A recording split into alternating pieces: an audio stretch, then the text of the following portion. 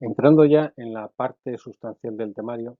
debemos comenzar con una vista general de cuál es el marco jurídico en el que se desenvuelve y se debe desenvolver la gestión patrimonial de las administraciones públicas, tanto de las administraciones públicas con respecto, lógicamente, a sus bienes de base territorial como a las administraciones públicas de carácter institucional, es decir, los organismos autónomos. Y este marco jurídico comienza, como no podría ser de otra forma, en nuestra Constitución española, en la que se reconoce en el artículo 33 el derecho a la propiedad privada, pero modulada por su función social, y se legitima igualmente en este artículo las expropiaciones por razones de utilidad pública o interés social, lógicamente a través de la correspondiente o por medio de la correspondiente indemnización. Continúa nuestra Constitución con un artículo fundamental que obliga a los poderes públicos, como en el 46, a proteger, enriquecer y conservar el patrimonio histórico, cultural y artístico. Es una protección que incluso tiene una ramificación penal, puesto que se sanciona en el Código Penal el atentado que se haga a este tipo de bienes, tanto si lo hacen instituciones como particulares. Otro artículo fundamental es el artículo 128 de nuestra Constitución, en la que se proclama que toda la riqueza del país en sus distintas formas, y sea cual fuere su titularidad, está subordinada al interés general. Y en el apartado 2 se reconoce la iniciativa pública en la actividad económica. Es decir, que el Estado puede, mediante ley, reservarse recursos o servicios esenciales, especialmente en caso de monopolio, y acordar la intervención de las empresas cuando lo exija el interés general. Otro artículo fundamental en nuestra Constitución es el artículo 132, en la que se remite la Constitución a la ley para regular el régimen jurídico de los bienes de dominio público y de los comunales. Pero ya te dice que se debe inspirar ¿en qué principios? En los principios de inalienabilidad, imprescriptibilidad e inembargabilidad. En el apartado 2 del artículo 132, es decir, de este artículo, es el único artículo de la Constitución española en la que se expresan literalmente determinada categoría de bienes de dominio público, adscribiendo a dicha categoría no son los que determina la ley y, en todo caso, es decir, ya desde la Constitución son bienes de dominio público, te está dando ese carácter a la zona marítimo-terrestre, a las playas, al mar territorial y los recursos naturales de la zona económica y la plataforma continental. Es la única categoría de bienes que desde la Constitución española van a tener la condición de bienes de dominio público.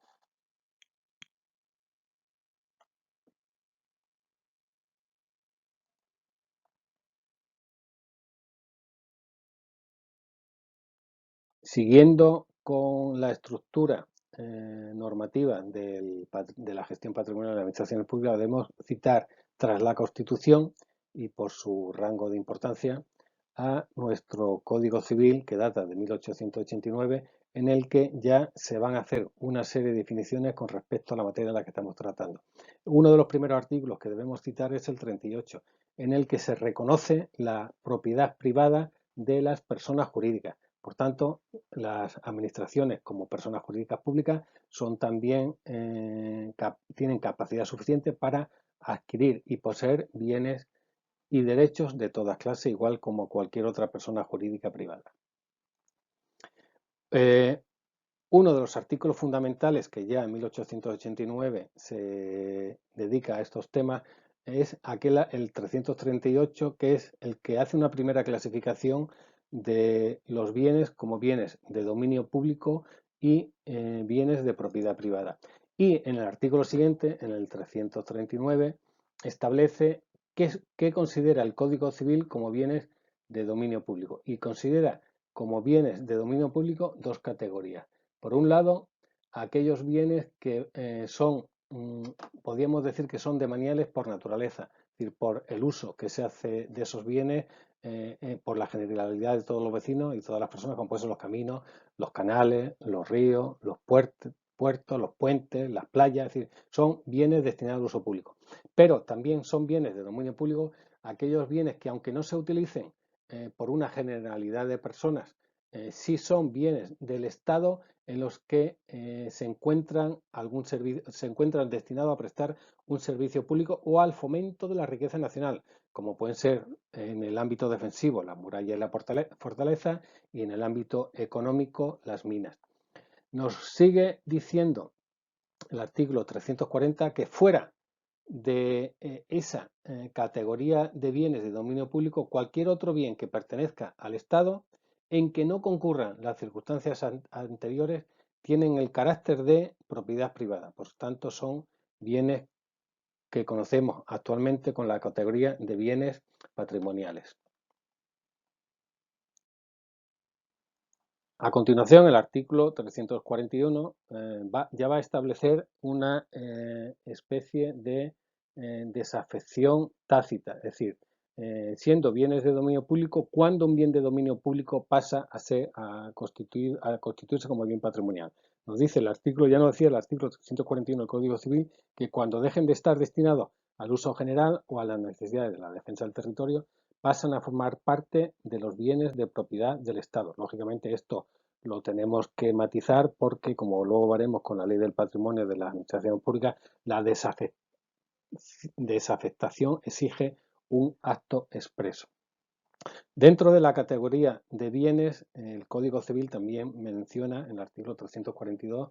los bienes del patrimonio real que se rigen por una ley especial y en lo que no se haya previsto en esa ley especial por las disposiciones de ese código. A continuación, el Código Civil, en el artículo 343, también dice que los bienes, no solamente del Estado, sino la de las provincias y los pueblos, se dividen en bienes de uso público y bienes patrimoniales. A continuación, el artículo 344, ya con respecto a los bienes de las provincias y los pueblos, establece cuáles van a ser de dominio público en el año 1889, recordemos, y citándose como tales bienes los caminos provinciales, las plazas, las calles, las fuentes, las aguas públicas, los paseos, las obras públicas de servicio general y que han sido costeadas por los mismos pueblos o provincias. Todos los demás bienes que no están en esta categoría, recordemos, en el Código Civil de 1889, son bienes patrimoniales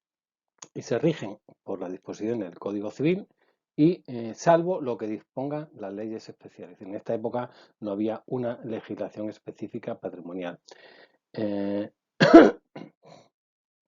Y por último, el artículo 345 nos va a decir que son del Código Civil, nos va a decir que son bienes de propiedad privada, además de los patrimoniales del Estado, de la provincia y del municipio, los que pertenecen a los particulares individual o colectivamente.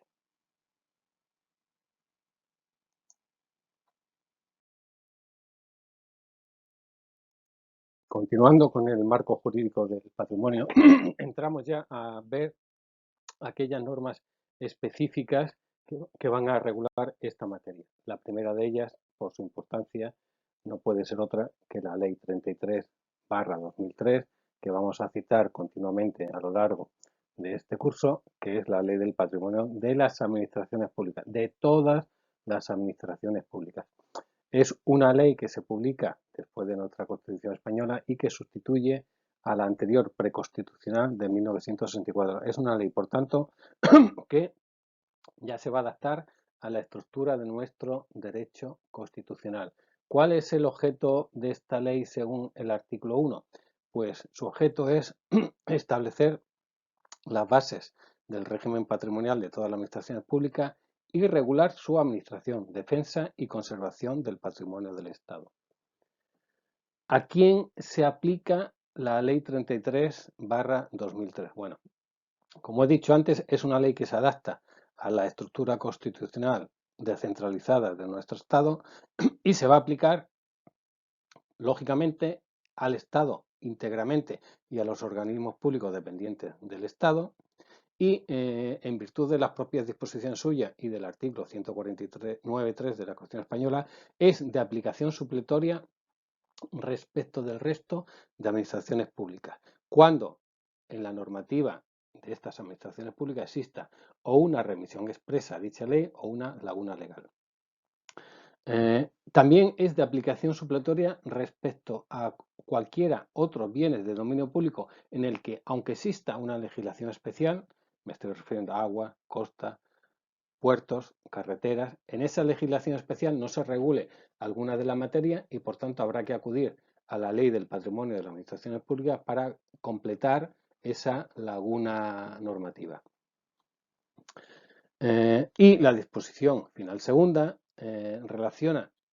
qué artículos de esta ley van a ser de aplicación, son de aplicación básica, de aplicación o de aplicación general, y el resto son supletorios. ¿Cuál es la diferencia de los preceptos que esta disposición final declara como básico y de aplicación general? Pues que aquellos preceptos que tienen el carácter de legislación básica son susceptibles de desarrollo sin afectar al núcleo esencial de ese derecho por parte de las comunidades autónomas. Y los que son de aplicación general, ninguna comunidad autónoma puede regular esa materia o puede regular de una forma distinta lo que ese artículo que es de aplicación general establece. Con respecto a los artículos básicos, sí pueden la legislación de las comunidades autónomas regular algunos aspectos o desarrollar algunos aspectos de esos artículos, pero respetando siempre el núcleo esencial. Esta ley ha sido desarrollada reglamentariamente por Real Decreto 1373/2009 de 28 de agosto, en el que su aplicación fundamental es a la Administración del Estado y solo son de aplicación general los artículos 14, 46, 48, 49, 53 y 68.2, y el resto son aplicables exclusivamente a la Administración del Estado. A lo largo del temario iremos viendo cuál es el contenido concreto de estos artículos que son de aplicación general. No podemos dejar de citar, por lo que a nosotros nos afecta dentro del marco general de la gestión patrimonial de administraciones públicas, el Reglamento de Bienes del año 86, el Real Decreto 1372, por el que se aprueba el Reglamento de Bienes de las entidades locales, que está un poco desfasado con respecto a la legislación patrimonial de Estado, y como veremos a lo largo del curso hay algunos artículos que chocan con lo que es legislación básica de la Ley 33/2003 y por tanto no son aplicables porque en este caso prima la legislación básica o la aplicación general de aquellos artículos que tienen ese carácter en la Ley 33/2003. En el ámbito local también hay otros artículos que citan la regulación de algunos aspectos de los bienes comunales o los bienes patrimoniales que se encuentran, por ejemplo, en la Ley 7/85, la Ley de Base del Régimen Local, en cuyo artículo 79.3 ya te dice que cuáles son los bienes de dominio público dentro de las administraciones locales, que son los destinados a un uso o servicio público, y que los comunales son los de aprovechamiento común de los vecinos. Es un régimen, una clasificación singular, una categoría singular dentro de los bienes, podríamos decir, demaniales. Son los comunales porque tienen un régimen jurídico de uso peculiar, como veremos a continuación a lo largo de este temario.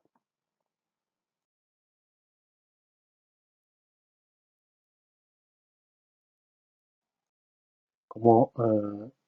como norma principal dentro de la regulación patrimonial, por lo que afecta a la ciudad autónoma de Melilla, tenemos que hacer una especial referencia al Real Decreto 1372/86, que es el Reglamento de Bienes de la Entidad Local. Este reglamento, en su artículo 1.2, va a regular el régimen jurídico aplicable a los bienes de las entidades locales, los cuales se van a regir, en principio, por la legislación básica del Estado en materia de régimen local. En segundo lugar, por la legislación básica del Estado que regule el régimen jurídico de los bienes de las administraciones públicas, la Ley 33/2003 y su reglamento. En tercer lugar, por la legislación de las comunidades autónomas, en el caso de aquellas comunidades autónomas que hayan asumido las competencias en esta materia y en desarrollo local. En defecto de legislación del Estado o en defecto de legislación no básica en materia de régimen local, se regirá por la legislación estatal en materia de régimen local y bienes públicos. Pero hay que entender que este apartado está afectado por una declaración de inconstitucionalidad que produjo la sentencia 2014 del 89, en la que niega al Estado competencias para decidir en qué caso, en casos de laguna jurídica, qué norma es la aplicable. Porque dice el Tribunal Constitucional que en caso de laguna jurídica no es el Estado el que tiene que decidir qué norma se aplica, sino que serán las reglas del derecho, las reglas que regulan la distribución de competencias entre las distintas comunidades autónomas, la que diga qué normativa se va a aplicar. Es decir, es una labor de integración tanto de los operadores jurídicos como de los jueces. Por último, el patrimonio de las administraciones locales se puede regir por las propias ordenanzas locales y luego, en defecto de toda esta normativa administrativa especial, se puede regir o se regirá por las restantes normas del ámbito administrativo y el civil. ¿Y cómo se cierra el círculo? Pues se cierra el círculo normativo haciendo referencia, como hemos dicho antes, al artículo 149.3 de la Constitución española, que se aplica a todas las ramas jurídicas y en la que nos va a decir, del derecho administrativo, y en la que va a decir que el derecho estatal será supletorio del resto de derechos de las comunidades autónomas y de las administraciones locales, pero se aplicará por vía interpretativa y no por vía de imposición.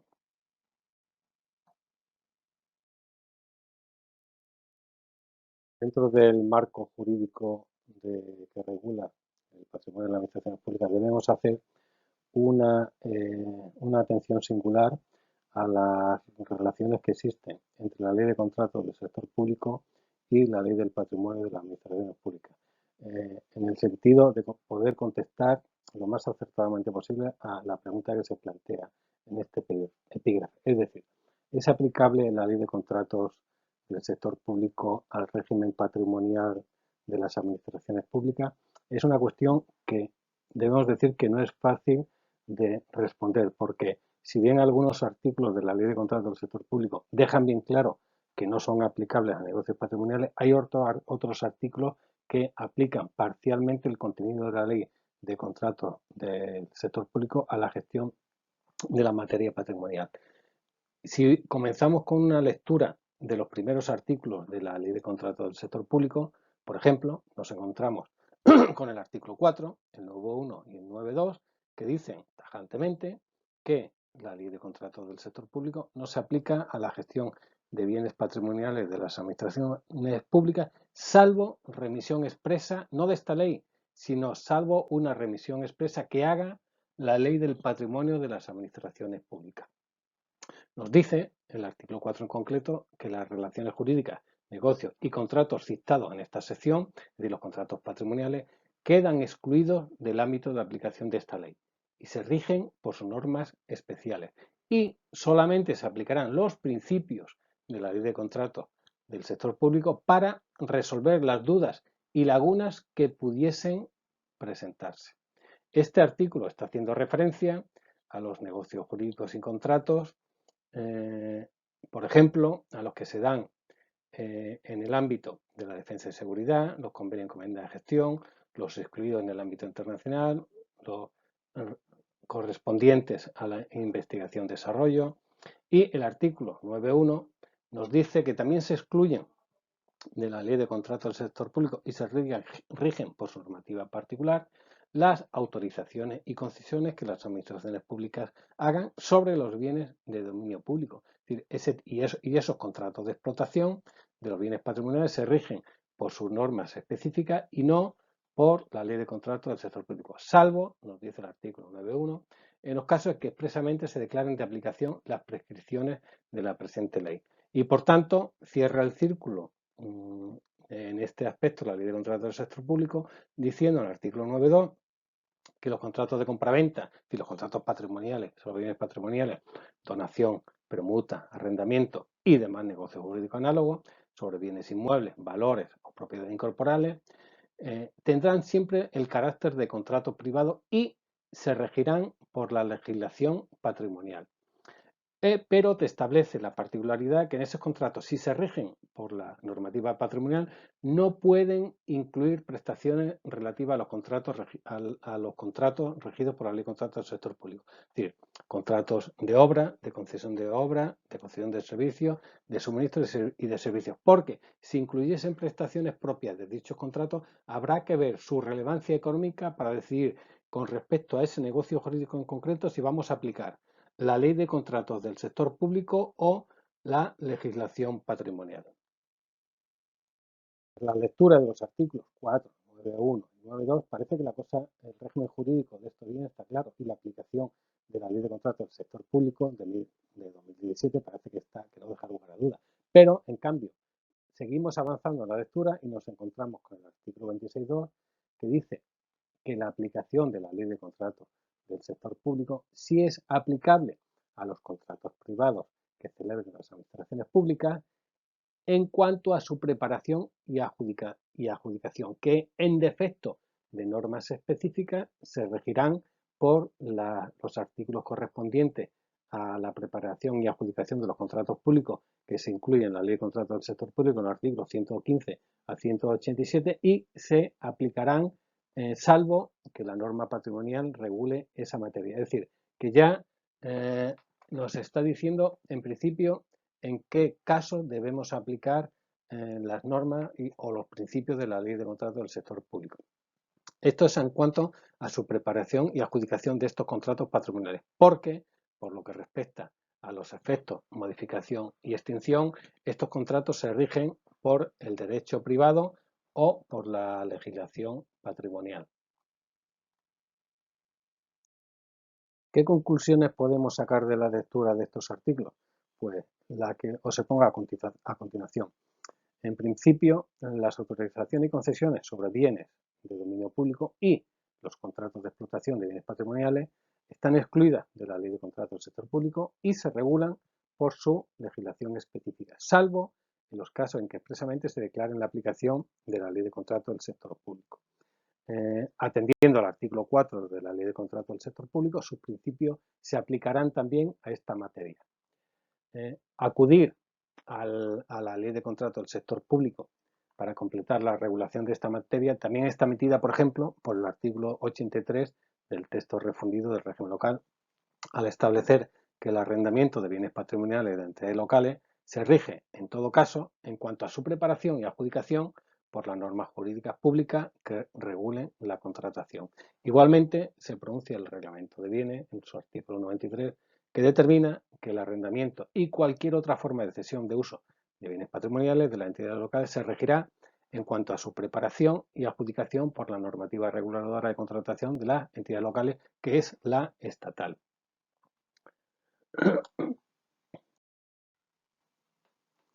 Por lo que respecta a los negocios jurídicos o bienes patrimoniales, la aplicación de la Ley de Contratos del Sector Público es más amplia que en los casos de los bienes demaniales siempre que haya una remisión expresa.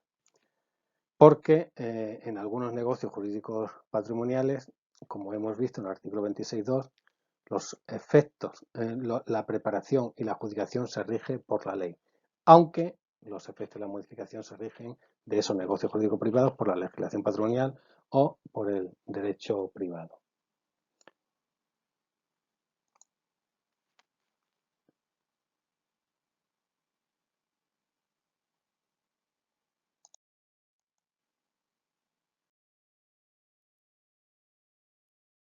Vamos a ver a continuación algunos aspectos concretos en los que en unos casos es aplicable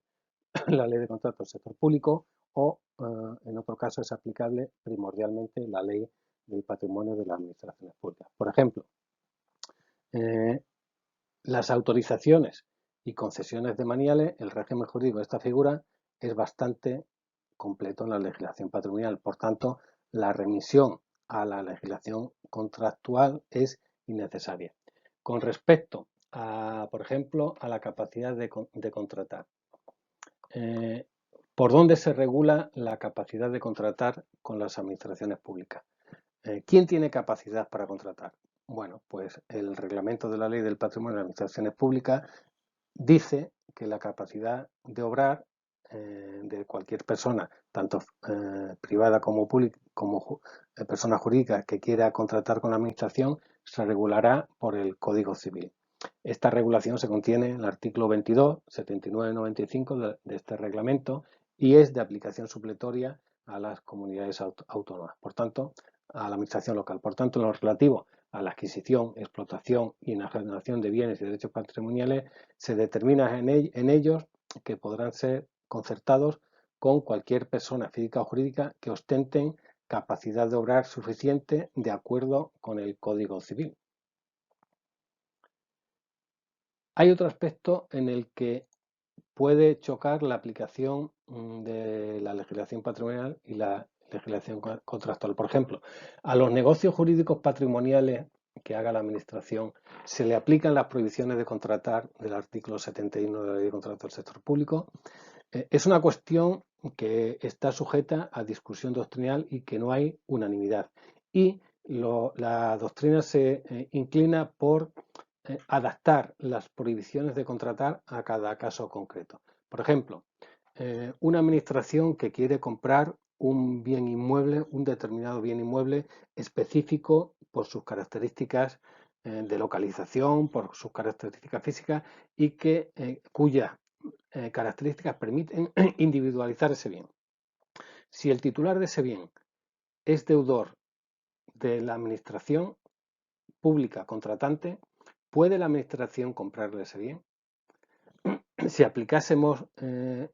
sin ningún matiz las prohibiciones del artículo 71 de la Ley de Contratos, esa persona no podría contratar con la administración. En cambio, los autores mantienen que estas prohibiciones de contratar no son aplicables sin matices a los negocios patrimoniales de la administración, y que habrá que ver caso por caso. Por ejemplo, si yo hago un concurso para adquirir un bien inmueble para mi uso, el uso de la administración, sin atender al carácter singular de ese bien, en ese concurso en el que yo tendré que aprobar un pliego de cláusula, sí puedo establecer qué prohibiciones de contratar van a ser aplicables a ese negocio jurídico y por tanto las personas que concurran no deben incurrir en esos supuestos de prohibición de contratar. Es un poco lo que la doctrina nos dice. Igualmente pasa con los requisitos de solvencia. Yo puedo puedo comprarle un bien inmueble a una persona que está sujeta a un concurso, por ejemplo,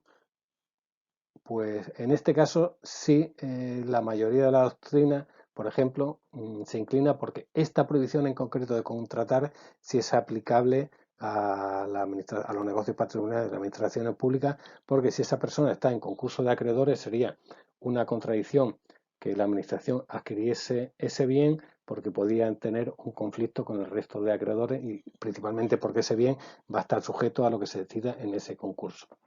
Otro caso distinto sería si yo ese bien lo adquiero por expropiación. Si yo ese bien lo necesito y lo adquiero por expropiación, como en la expropiación se adquieren los bienes libres de cargas y gravámenes, la Administración lo puede adquirir si lo considera necesario para un determinado fin público.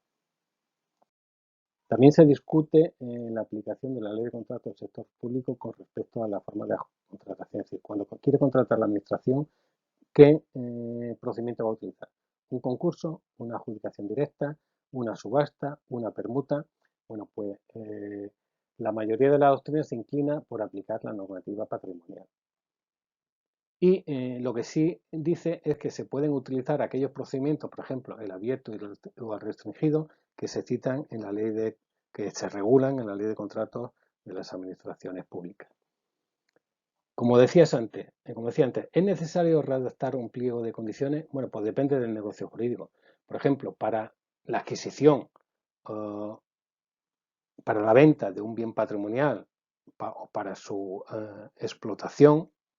o para cesión en arrendamiento, la mayoría de la doctrina sí se inclina por la necesidad de redactar un pliego de condiciones, siempre que esas operaciones jurídicas se lleven a cabo por concurso. O en el caso de subasta también. En cambio, para las adquisiciones directas, como se cita en el artículo 27 del Reglamento General de la Ley de Patrimonio de las Administraciones Públicas, no se exige ese pliego de condiciones porque de alguna forma sería innecesario porque no hay que establecer un concurso. Sin embargo, hay administraciones que para regular cómo se va a instrumentar esa adquisición directa, sí redactan un pliego de condiciones que es el que previamente tiene que firmar el adjudicatario para poner en marcha ese negocio jurídico.